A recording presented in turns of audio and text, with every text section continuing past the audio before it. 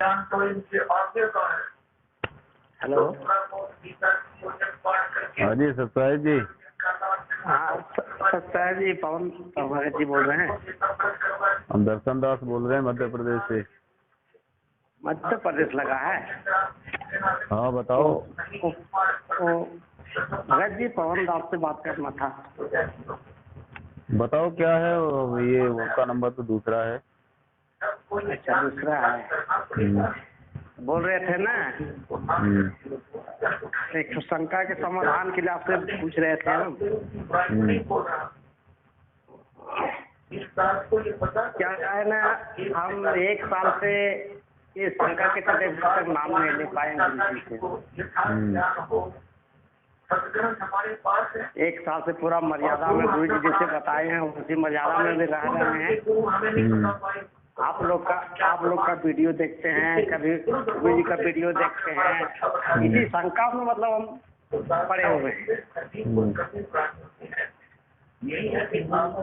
तो नाम मतलब कैसे लेंगे? नाम तो गुरुजी देंगे आने के बाद। गुरुजी तो अभी है नहीं। हाँ तो बस उनके सत्संग वगैरह देखते रहो, नियम मर्यादा में बने रहो, ज्ञान समझ लो तब तक अच्छी तरह से। वो तो आप लोग के कृपा से नियम मर्यादा में है ही है। हम आप लोग तो पुराने भगत हैं, हम तो अभी जगत में हैं, भगत भी नहीं बने। तो कोई बात नहीं, सत्संग सुनते रहो, ज्ञान सुनते रहो, और ये सारा कुछ समझ के तब तक अपना खेत संभालो। उनकी जो नियम मर्यादाएं उनको भी निभाना शुरू करो, तब तक हमारा खेत समझ जाएगा। तो गुरु जी के आने के बाद फिर नाम उपदेश लेकर अपना भक्ति पे लग जाना। हाँ, तो उसी में अभी संध्या आरती, नित्य नियम, रामायणी सब कर रहे हैं। हाँ करते रहो, अपना घर पे ज्योति जलाओ, उनका दरबार लगा के सुबह शाम ज्योति जलाओ।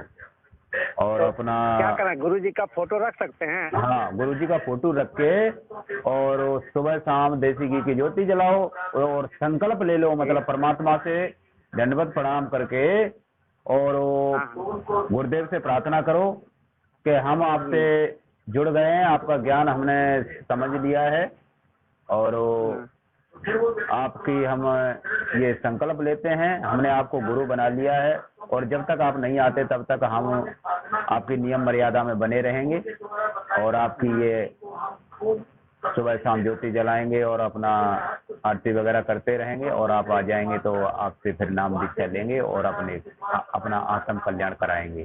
तो इस तरह से परमात्मा से अपना शंका के चलते अभी साल भर से हम रह रहे हैं उसी तरह से, अभी तक दीक्षा नहीं लिए हैं। हाँ तो बस इसी तरह आप लगे रहो परमात्मा से। और आप लोग का वीडियो बराबर मेरा मोबाइल में आते रहता है, हम सुनते रहते हैं। बिल्कुल देखते रहो, सुनते रहो, बाकी ये सच्चाई तो अब आपकी समझ में आ ही गई होगी। पूरा आ गया पूरा। तो बस अपना जुड़े रहो, सत्संग सुनते रहो, ज्ञान सुनते रहो,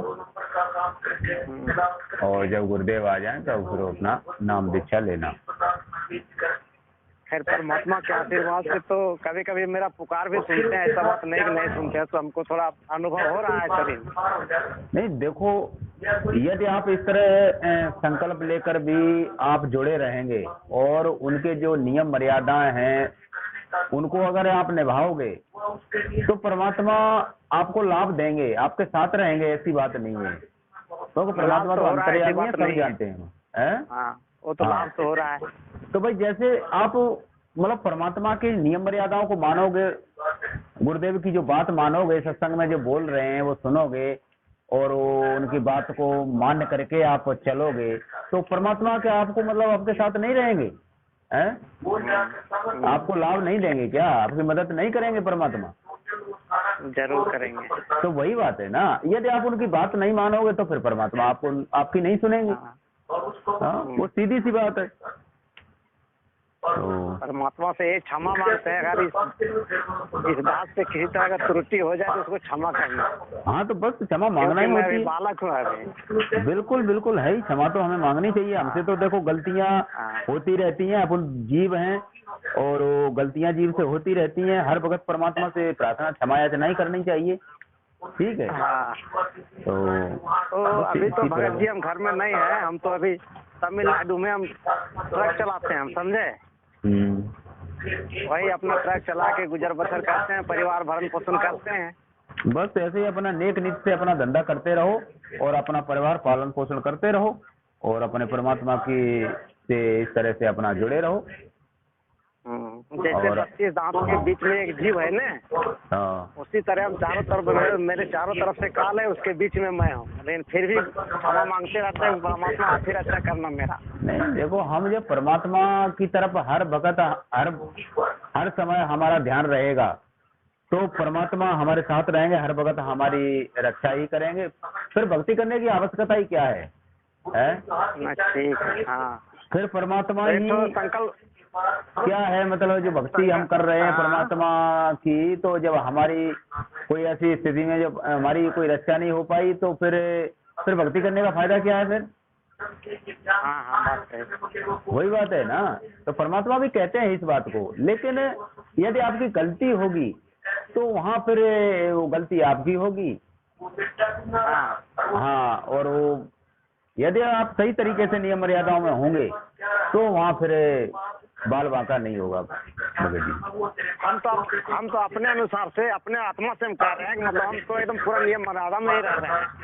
हाँ तो बिल्कुल, आगे परमात्मा जाने, अगर किसी तरह कोई त्रुटि होगा तो माफ तो वही करेंगे।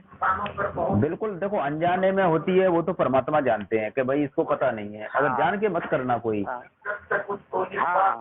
जानबूझ के मत करना। तो मैं बस छोटा यही परिवार से हूँ, मेरा घर में इसको सब जगते हैं, कोई मतलब अभी मान नहीं रहा है। कोई माने या ना माने, उन लोग को कैसे मनावे?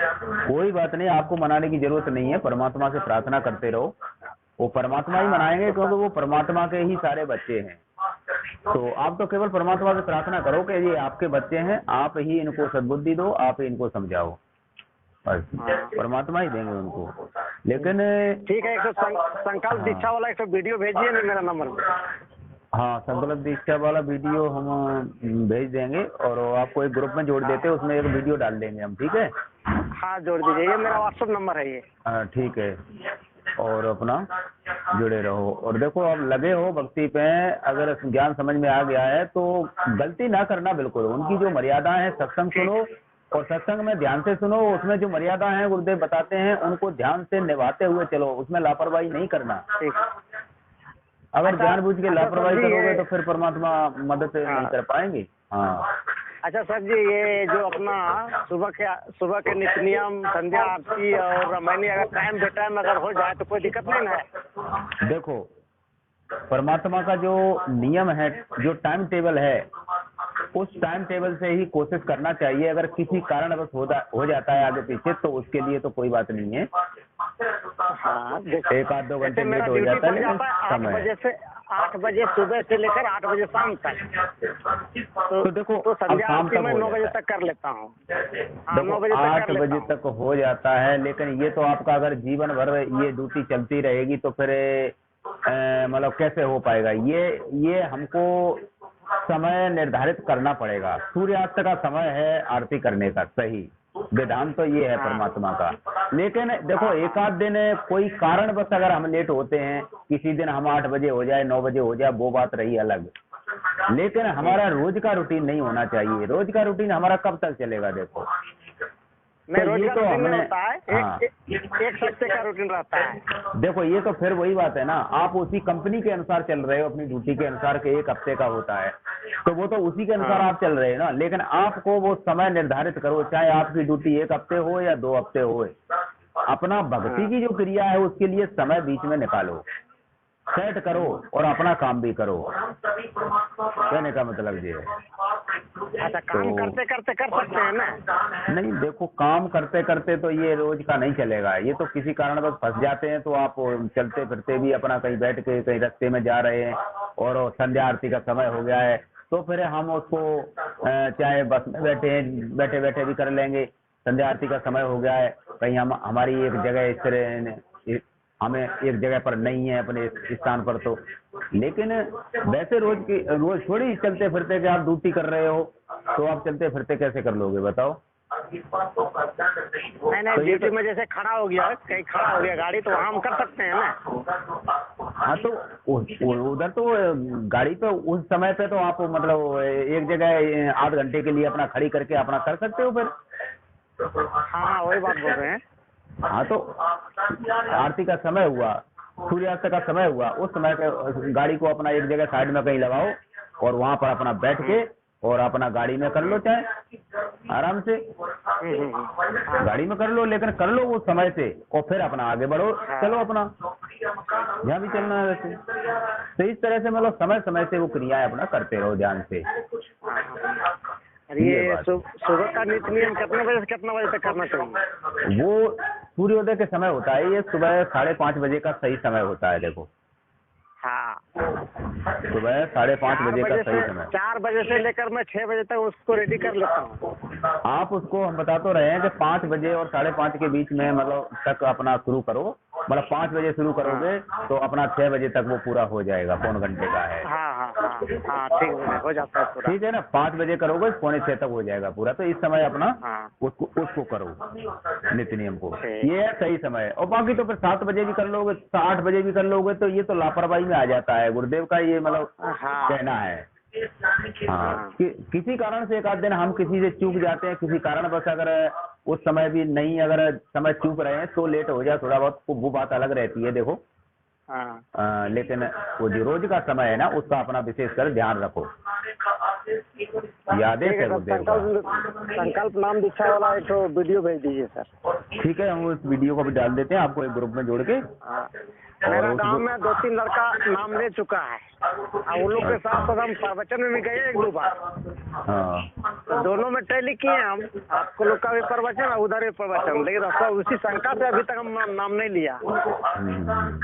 जब तक मैं पूरा कंफर्म नहीं होंगे नाम नहीं लेंगे।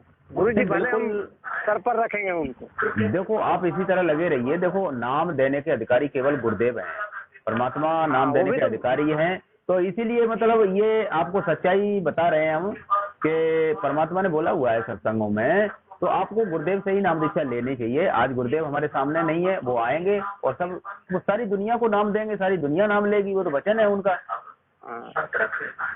लेकिन अभी कुछ ऐसा माहौल चल रहा है इस साल लोक में, थोड़ा सा बरवाला कांड के बाद ऐसी स्थिति आज आई है जो गुरुदेव हमारे अभी शरीर रूप से जेल में है। कुछ ऐसी स्थिति बनी है लोक में, तो अब ये आगे ठीक होगी, फिर अपना परमात्मा आएंगे, सारी दुनिया लगेगी परमात्मा के पीछे। तो ये जो कांड वाला महेंद्र के बारे में हम नहीं जानते थे, आप लोग का वीडियो देख के हमको उसको समझे। वही है ना, तो वीडियो देखते रहो और सच्चाई को समझ में तभी आएगी ना। वो तो प्रमाण के साथ देखो, प्रमाण भी साथ साथ मिलेंगे आपको। तो ठीक है भगत जी फिर। हाँ ओके, सत्ता है। जय मलिक।